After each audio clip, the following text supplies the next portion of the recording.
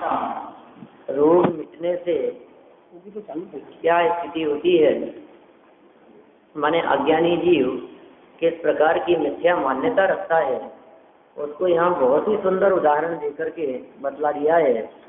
हम तो ऐसा समझते थे कि शायद यह उदाहरण टोडरमल जी का दिया हुआ है, लेकिन वास्तव में जब हम टोडरमल जी के उदाहरणों को आचार्यों की दृष्टि से देखते हैं तो हमें लगता है कि अरे भाई, वास्तव में ये बातें जो हमें लग रही है कि ये टोडरमल जी ने लिखी है, ये टोडरमल जी ने नहीं, ये तो पूर्वाचार्यों के माध्यम से लिखी गई है। हम नहीं समझते थे कि कोई व्यक्ति वजन लेकर के चल रहा है, भार लेकर के चल रहा है, उसके सर पर भार है, तो वो क्या करता है, जब वजन ज़्यादा लगता है वो कंधे पर रख लेता है, तो समझता है कि अब ठीक है। फिर सीधे हाथ से दाहिने कंधे पे लेकर के चल रहा है, थोड़ी देर परेशान होता है, बाएं कंधे पर रख लेता है, अब ठीक है। उधर था तो तकलीफ हो रही थी, इधर था तो अब एक हाथ से वजन लेकर के चलते हो तो थोड़ा अधिक हो जाने पर हम दूसरे हाथ की तरफ उसको ले लेते हैं और ऐसा समझते हैं कि अब ठीक है। हाँ, मोक्ष में आई है ऐसी चर्चा। तो ये कह रहे हैं कि ये जो बात है वही बात ये इन्होंने कही है आत्मानुशासन, और इस आत्मानुशासन ग्रंथ की टीका लिखी थी टोडरमल जी ने। तो टोडरमल जी ने इसकी टीका लिखी थी, तो टोडरमल जी के ज्ञान में ये सब बातें थी। तो इसके जो उदाहरण हैं कई जगह पर ऐसे लगते हैं जो उन्होंने टोडरमल जी ने सब जगह, मतलब आज टोडरमल जी के जितने उदाहरण हैं उन उदाहरणों में बहुत सारे उदाहरण पूर्वाचार्यों के लिखे हुए हैं। जैसे समझ लो आप,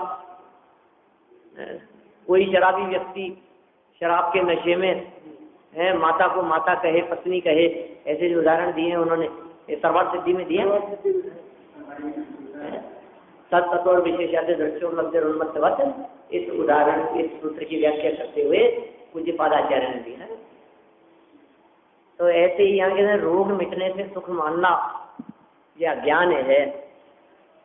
यदि औषधि आदि से रोग न मिटे तो ज्ञानियों को शरीर नष्ट होने का भय नहीं करना चाहिए, क्योंकि मरण भय अज्ञानियों को होता है। यह बात आगामी छंद में कहते हैं। अनुष्टुप छंद है 106 नंबर का श्लोक है।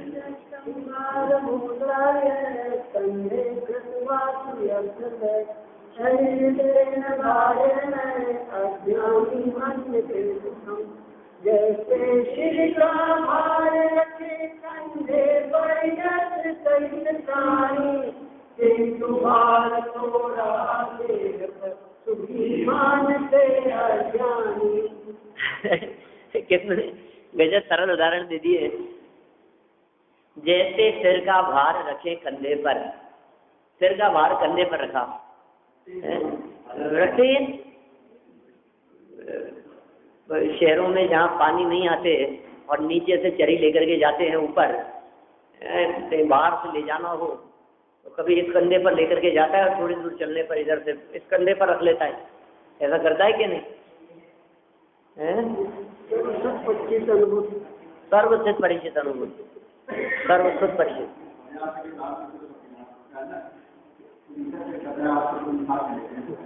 वही तो, जैसे सिर का भार रखें कंधे पर यत्न सहित प्रयत्न करते हुए ये जगत के प्राणी, किंतु सच्चाई क्या है? देखो, उसमें लगता तो अच्छा है, अपने को अच्छा लगता है, मतलब जैसे ही इस कंधे से इस कंधे पर रखा अपने को लगता है थोड़ा सा आराम हो गया, अब ठीक है, कोई दिक्कत नहीं, इस हाथ में ले लिया वो, अब फिर इधर से फिर इधर, फिर इधर से इधर, ऐसे बदलता रहता है, ठीक है ना, और मंजिल तक पहुंच जाता है, तो इधर कोई दिक्कत नहीं है। ये कह रहे हैं किंतु भार तो रहा देह पर सुखी मानते अज्ञानी, किंतु भार तो रहा देह पर सुखी मानते अज्ञानी।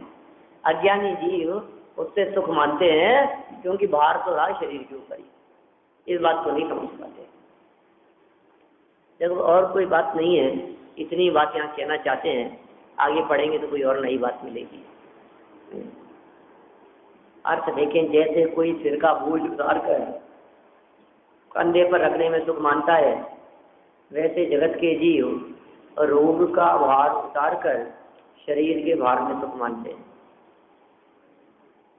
भावार्थ, जगत के जीव रोग नष्ट होने पर शरीर के रहने में सुख मानते हैं, परंतु ज्ञानी जीव शरीर के संबंध को ही रोग मानते हैं। क्या कह रहे हैं? जगत में क्या समझते हो? बीमारी ठीक हो गई तो अब तो शरीर में रहने में सुख है ना, तो कह रहे हैं असली बीमारी तो शरीर थी, ये शरीर तो बना हुआ ही, कौन सा रोग ठीक हो गया तुम्हारा? तो ज्ञानी जीव शरीर के संबंध को ही रोग मानते हैं, इसलिए उन्हें शरीर जाने का दुख नहीं होता, क्योंकि शरीर गया, शरीर रोग था, इसका मतलब क्या हुआ? रोग चला गया। ठीक है, जैसे सिर का भार है वैसे कंधे का भार है, इसी प्रकार जैसे रोग का दुख है वैसे ही शरीर धारण करने का दुख। तो इसलिए समझदारी इसी बात में है कि शरीर रहे तो ठीक, शरीर छूट जाए तो ठीक। छूट जाए उस बात का खेद नहीं, बना रहे उस बात की प्रसन्नता नहीं। होकर सुख में मग्न न फूले, दुख में कभी न घबराए। शरीर की जैसी वर्तमान स्थिति दिखाई दे रही है, उस वर्तमान स्थिति को देखकर उसमें प्रसन्न न होवे, युवा अवस्था को पाकर प्रसन्न न होवे। जो व्यक्ति अपने युवा अवस्था में अपने शरीर को देखकर प्रसन्न नहीं होते, वे वृद्धावस्था में शरीर की शिथिलता देख करके परेशान भी ना होते। क्योंकि जानते हैं यदि शरीर की अवस्था है, कभी अनुकूल कभी प्रतिकूल, कभी ऐसी कभी वैसी, उसमें क्या है? तो होना ही है। शरीर का तो हाल बिगड़ना ही है, संभालते संभालते भी बिगड़ेगा। इसलिए इसकी तरफ दिमाग मत लगाओ, ज्यादा दिमाग लगाने से भी कुछ नहीं होगा। तो दिला ले स्वतंत्र परिणाम। असाध्य रोग होने पर शरीर से उदास होने की प्रेरणा। अब क्या कह रहे हैं? यदि कोई असाध्य रोग हो गया हो तब क्या करें? अब ये रोग तो नहीं मिटेगा, फिर शरीर से उदास होने की प्रेरणा देते हैं। उपरोक्त अर्थ को पुनः आगामी छंद में दृढ़ करते हैं।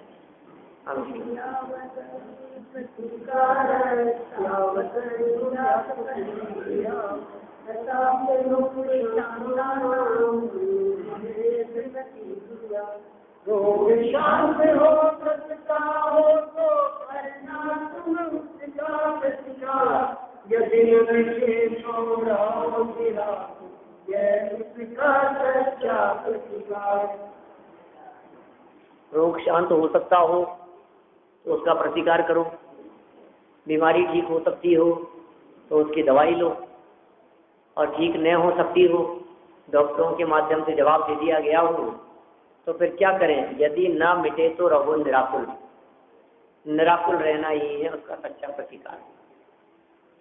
रोग को दूर करना चाहते हैं ना, रोग को मिटाना चाहते हैं, तो दो उपाय हैं रोग मिटाने के। एक उपाय तो सर्व जगत जन करते हैं और दूसरा उपाय ज्ञानी जीव करते हैं, लेकिन दो के अलावा तीसरा उपाय नहीं। अज्ञानी जीव क्या उपाय करते हैं?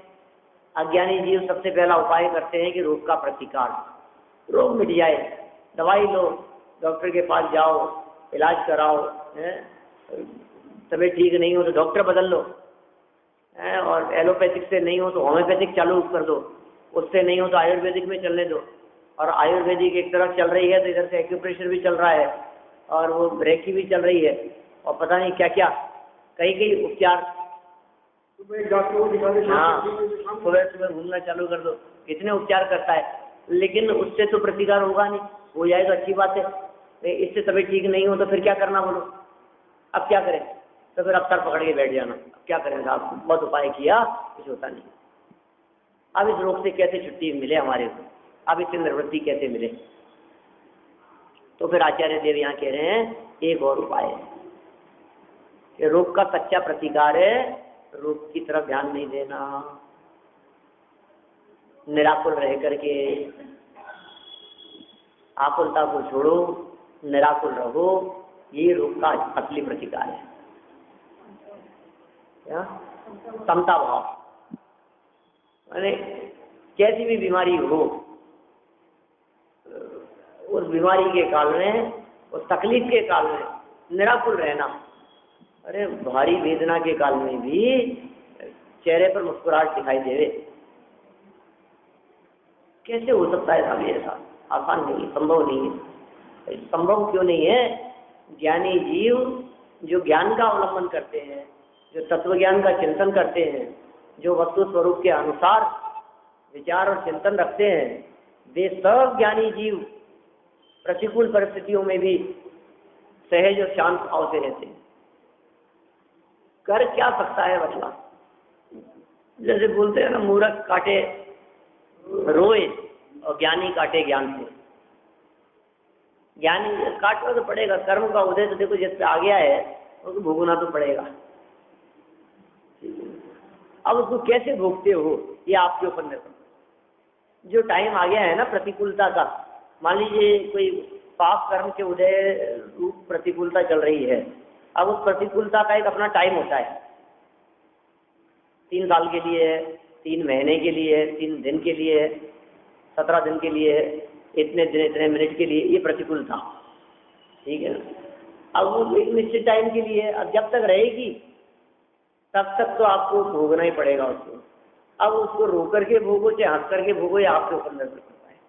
और फिर अपने पास तो वो फार्मूला है, मैं बोला था आपने, जे कर्म पूरब किए खोटे, कहे क्यों नहीं जियरा।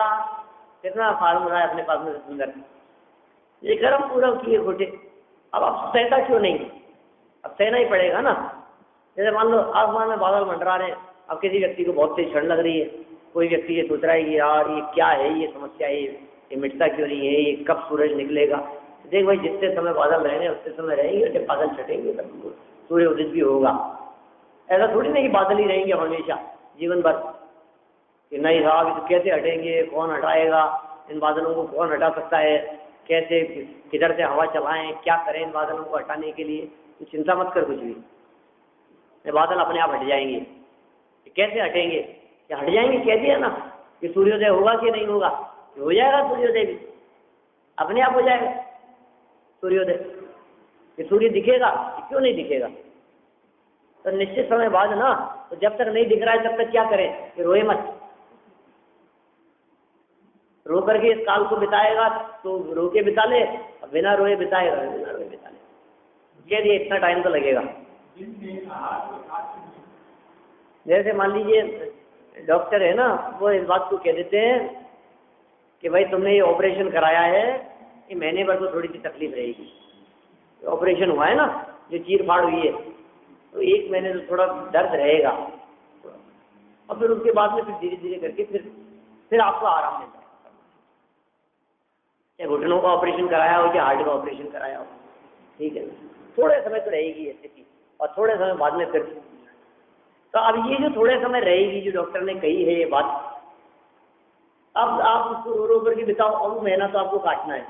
डॉक्टर ने कही कि 1 महीने आपकी परेशानी रहेगी। अब 1 महीना निकालना है आपको। अब 1 महीना कैसे निकालते हो आपके ऊपर निर्भर करता है।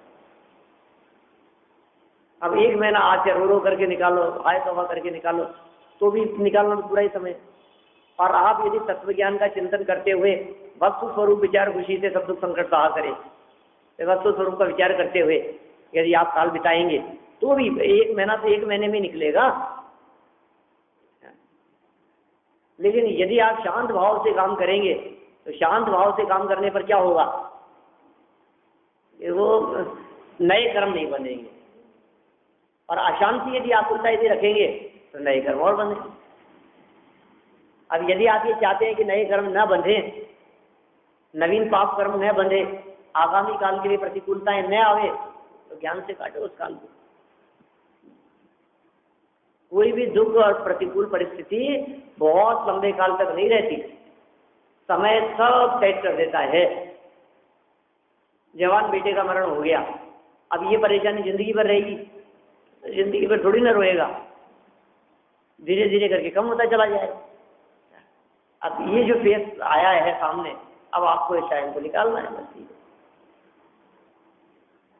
कौन किसका बेटा, कौन किसका पिता, कौन किसका भाई, सब अनादि परंपरा की दृष्टि से यदि हम बात करें तो अनंत संबंध अनंत जीवों के साथ में बनते बिगड़ते रहते हैं।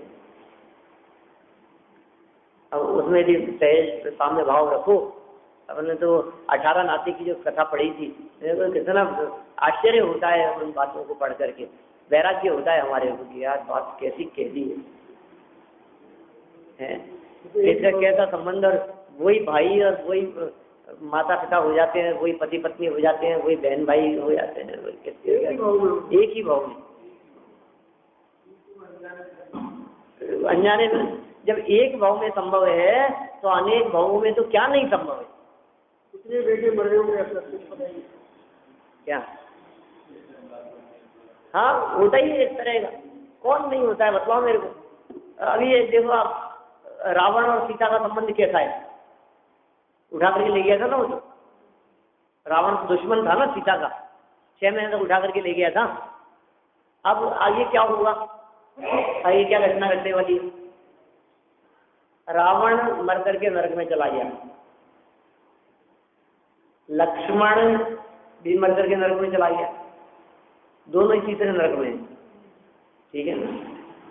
और सीता का जीव मर करके 16वें स्वर्ग में प्रतिनिधि हो गया, बराबर। अब जो सीता का जीव है वो वहां से मर करके मनुष्य जन्म लेगा, और मनुष्य जन्म लेगा तो वो तो होगा चक्रवर्ती सीता, और रावण और लक्ष्मण जो है ये दोनों होंगे उसके बेटे, चक्रवर्ती के बेटे। कैसे? सदमा में उनका प्रसंग है तो भविष्य में होगा ऐसा, इस पर लिखा है ग्रंथों में। हाँ अपन ने पढ़ा था, बहुत साल हो गए उस बात को, याद ठीक है लेकिन आपको।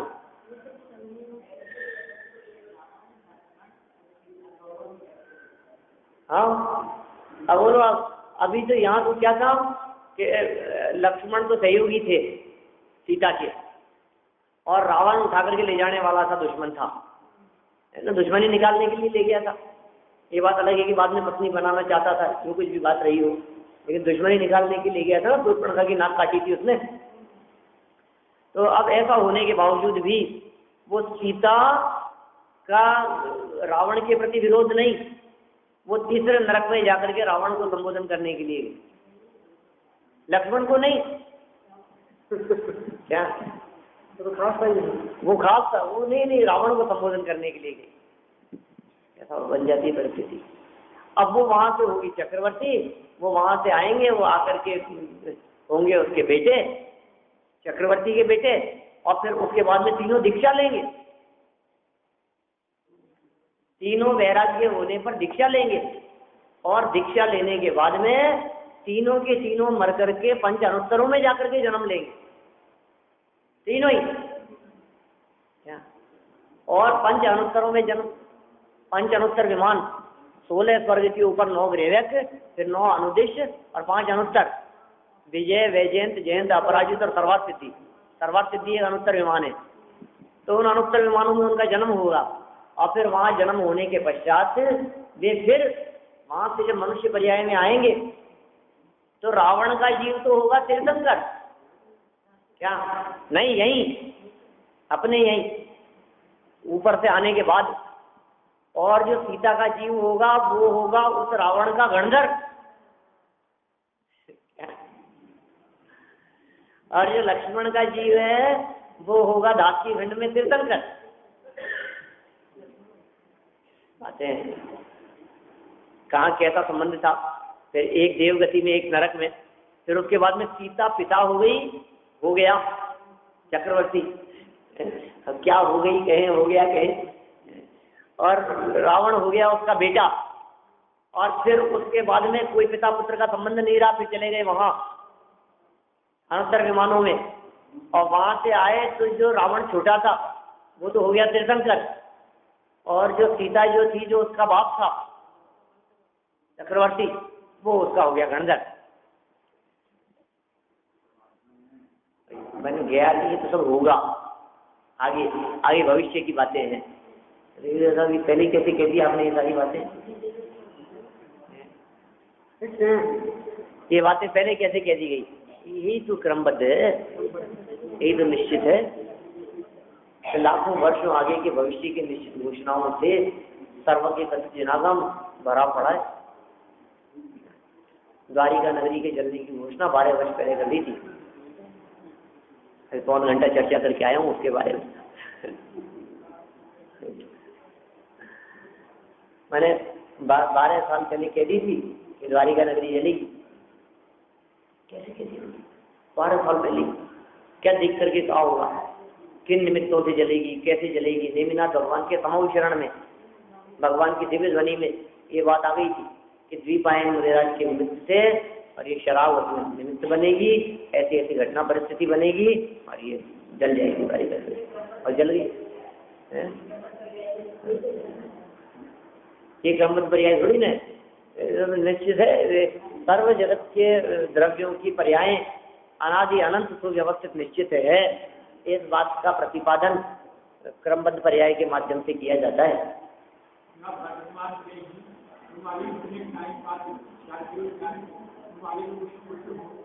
हाँ बता सकते ज्योति?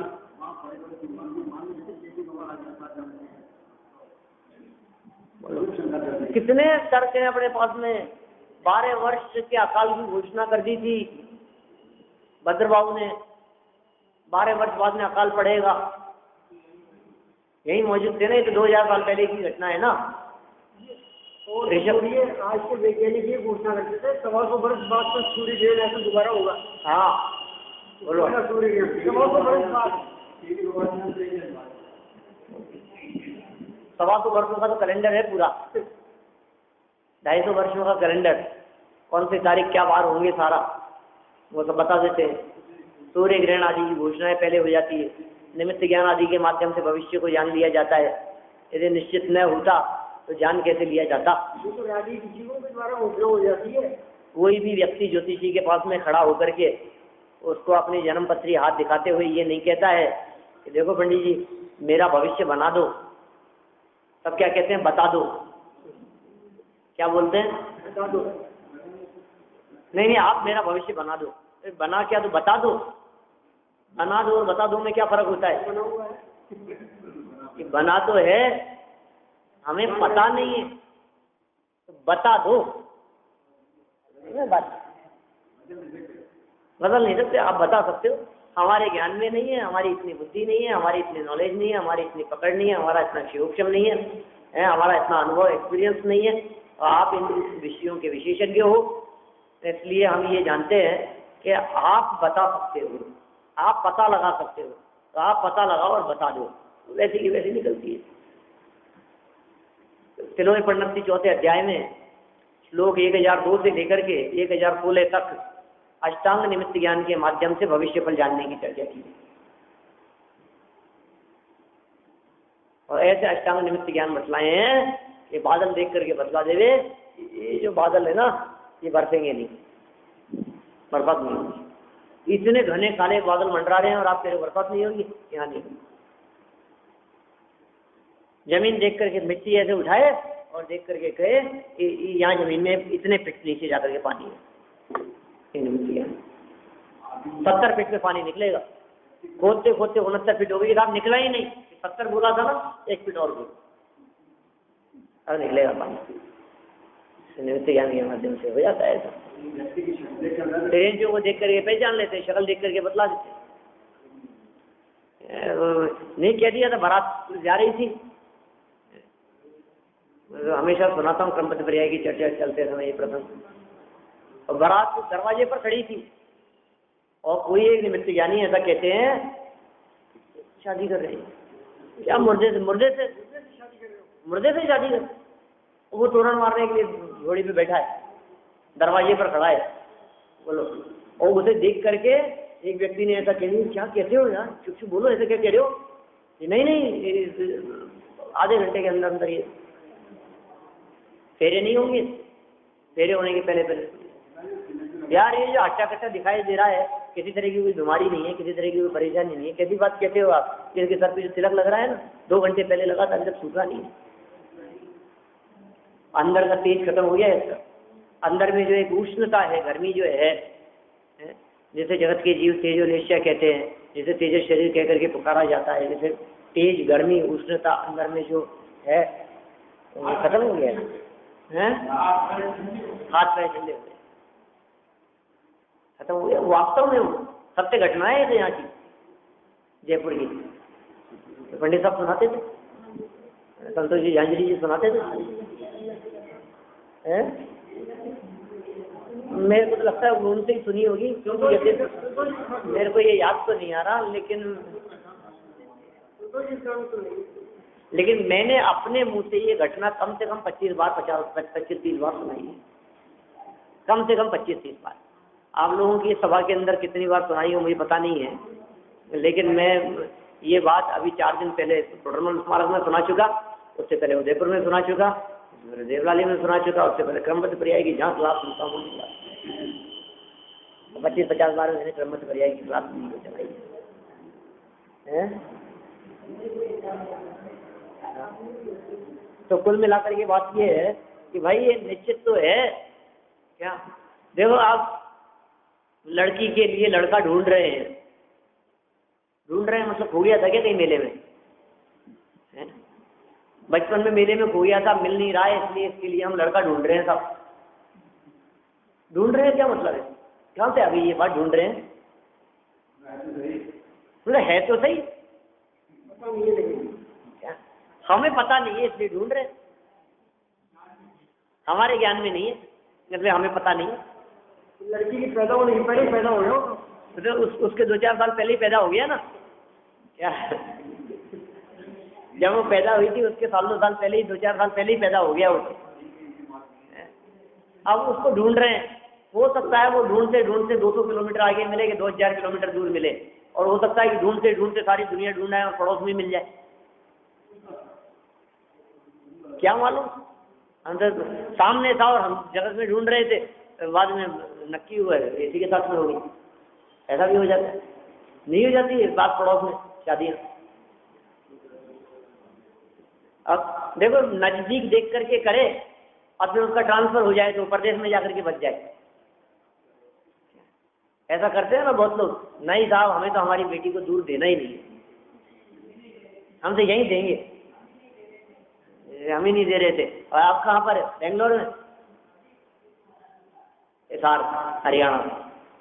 देखो कहाँ है स्थिति, अपने कहने से कहाँ पार पड़ती है। कौन व्यक्ति कब कहाँ चला जाए, किसका कितने क्षेत्र में कितने समय तक रहना है, ये बात भी नक्की है।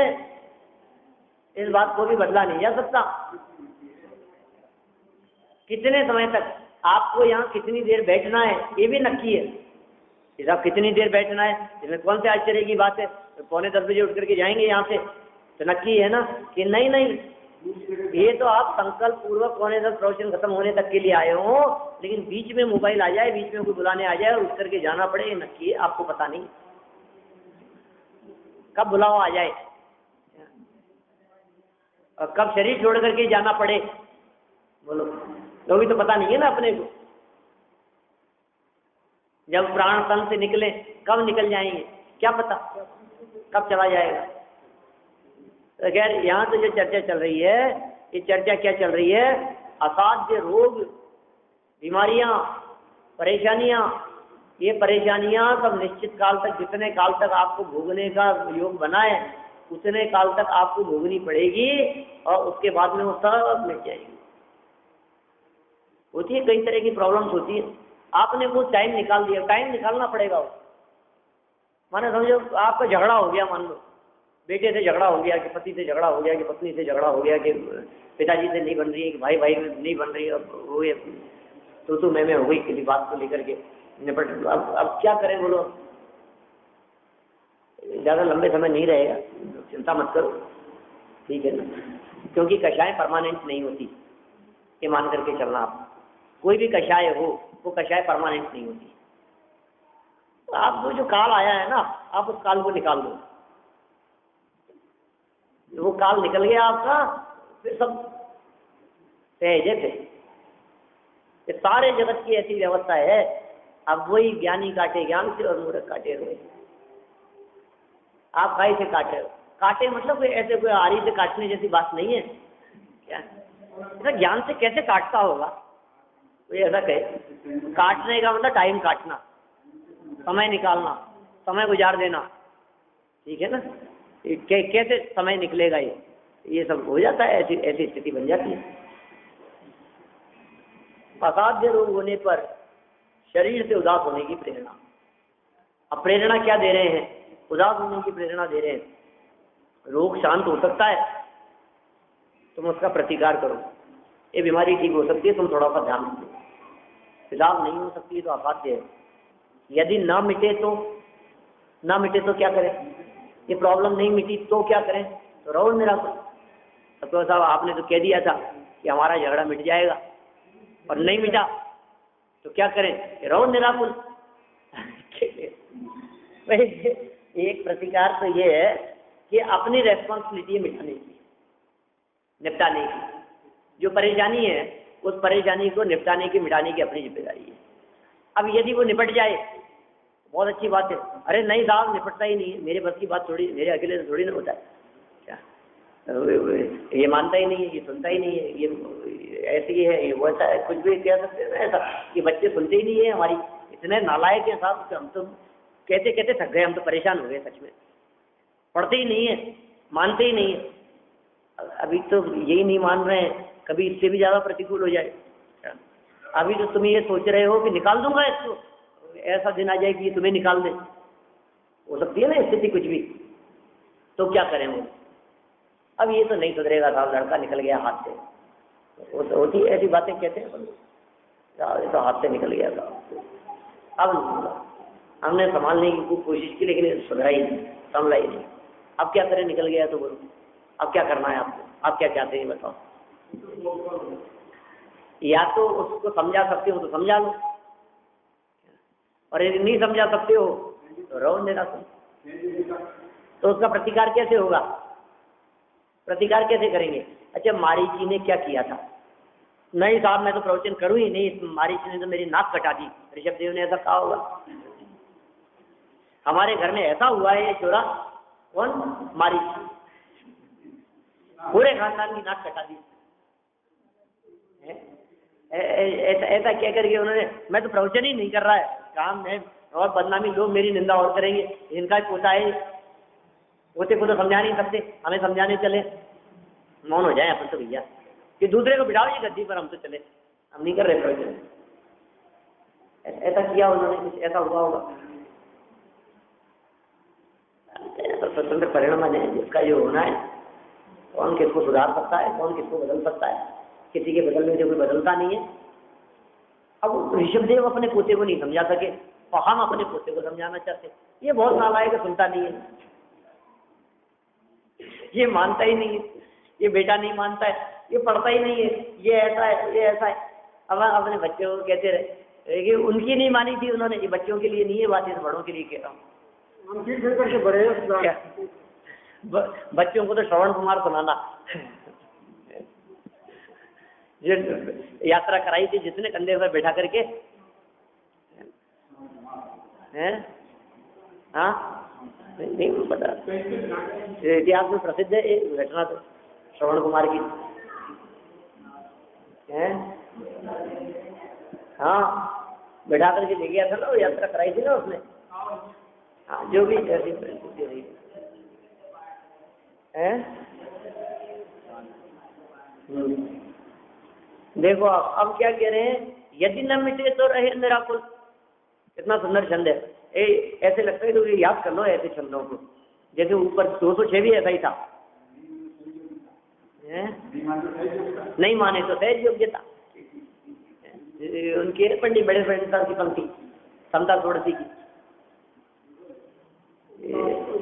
नहीं माने तो सहज योग्यता, ऐसी भी लाइन है नहीं।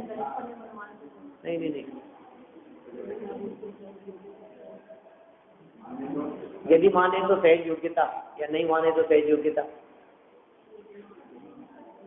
अहंकार का भाव न, यदि माने तो सहज योग्यता, और इससे ऊपर भी एक लाइन और होगी। हाँ, संबोधन करता में हो, यदि माने तो सहज योग्यता, नहीं माने तो किंचित खेद न हो। यदि माने तो सहज योग्यता, नहीं माने तो खेद न हो, किंचित खेद न हो। खैर जो भी पंक्ति है कोई बात नहीं, क्षमता तोड़ती है ना रविंद्र जी की। चलो खैर, तो ये देखो आप बोले अपने छंद को अपन एक बार 207।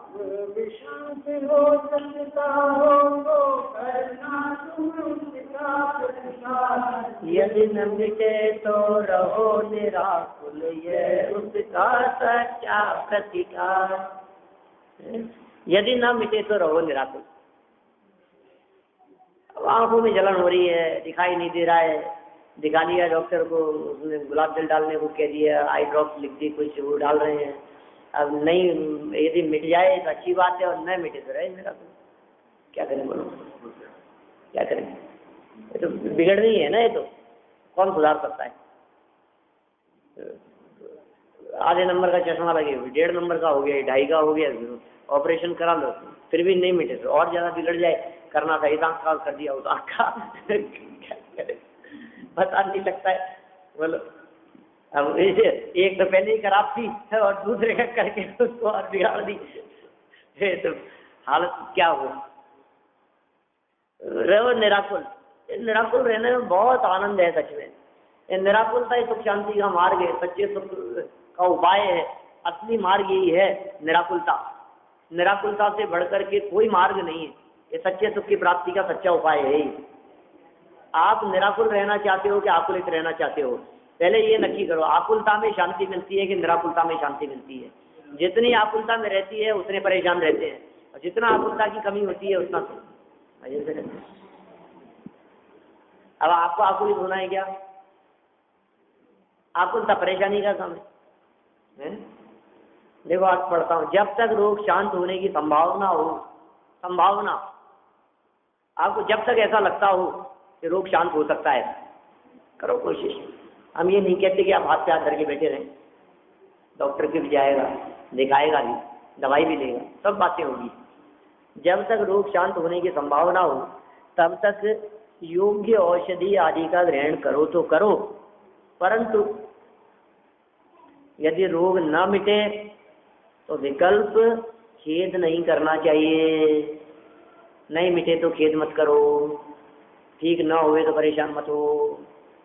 शरीर से उदास रहकर निर्विकल्प रहने में ही बड़ा पुरुषार्थ है। कहाँ से? शरीर से उदास रहो, शरीर से दृष्टि हटा लो से उदासी। शरीर की तरफ ही दृष्टि नहीं गई, शरीर से उदासीन है, तो इसमें बड़ा पुरुषार्थ। असली पुरुषार्थ ये है। तबीयत ठीक करने में पुरुषार्थ नहीं है, शिखर जी की वंदना के लिए चढ़ जाने में पुरुषार्थ नहीं है, और गिरनाथ जी 5वीं टोक तक जाकर के आ गए, इसके पुरुषार्थ का काम नहीं है। किसमें पुरुषार्थ है? देह से उदासीनता का नाम ही पुरुषार्थ। देखो भावार्थ पढ़ के पूरा करते हैं अपन। जब तक शरीर की स्थिति है तब तक वह अवश्य रहता ही है। कौन कब तक रहेगा? जब तक शरीर की स्थिति है तब तक वह अवश्य रहता ही है, और स्थिति पूरी होने पर वह कदापि नहीं रहता। बोलो, जीवन आयु यदि शेष है तो कोई मार नहीं सकता, और आयु यदि पूरी हो गई तो कोई बचा नहीं सकता। मणि मंत्र तंत्र बहु होई, मरते न बचावे कोई। अमृग क्यों हरि काल गले से। जिसका काल आ गया है वो तो उसको तो कोई बचा नहीं सकता। हिरण शेर के मुंह में आ गया है, अब उसे कौन बचा सकता है? शेर की दाढ़ के बीच में आ गया, उस हिरण को जिस तरह बचाने में कोई समर्थ नहीं है, उसी तरह काल के गाल में आए हुए व्यक्ति को कौन थमा सकता है, बचा सकता है? तो काल आ गया तो कोई बचाने में समर्थ नहीं है, और काल नहीं आया तो वे कितना भी जहर दे दे, जहर का प्याला पीकर के भी बच जाए। मीरा मर गई थी कि बच गई थी? बच गई थी कि जहर का प्याला पी के भी बच गई थी? आयु कर्म बाकी था, सब मिला करके बाकी है। तो जब तक शरीर की स्थिति है तब तक वह अवश्य ही रहता है, इसलिए निश्चिंत रहो। आप मरने वाले नहीं हो। ये भगवान बचा लो, चिंता मत करो, भगवान तो नहीं बचाएंगे, जब तक आयु कर्म तब तक बचे हो, ठीक है। और स्थिति पूरी होने पर वह कदापि नहीं रहता। मैं जीना नहीं चाहता, मैं मरना चाहता हूँ, देखिए स्थिति पूरी हुए बिना मरेगा नहीं, कितना भी कोशिश कर ले। जब जहर खा के मर जाओगे तो खा ही नहीं पाएगा, तो मर ही नहीं पाएगा। आयु कर्म शेष होगा तो तेरे मरने के प्रयास से भी तू मर नहीं पाएगा। तो ये स्थिति पूरी होने पर वह कदापि नहीं रहता, इसलिए हर्ष शोक करना उचित नहीं है। स्थिति पूरी न होने पर हर्ष नहीं करना और पूरी हो जाने पर शोक नहीं करना, दोनों ही परिस्थितियों में सहज रहना। लाखों वर्षों तक जीऊं या मृत्यु आज ही आ जाए, ठीक है ना, याद है। तो इस तरह से यहाँ इन्होंने ये शरीर से उदासीन रहने की प्रेरणा दी है। शरीर का ग्रहण जन्म और त्याग ही मुक्ति का कारण है, ऐसी बात आगामी चल में है। हम कल इस बात को आगे बढ़ाएंगे।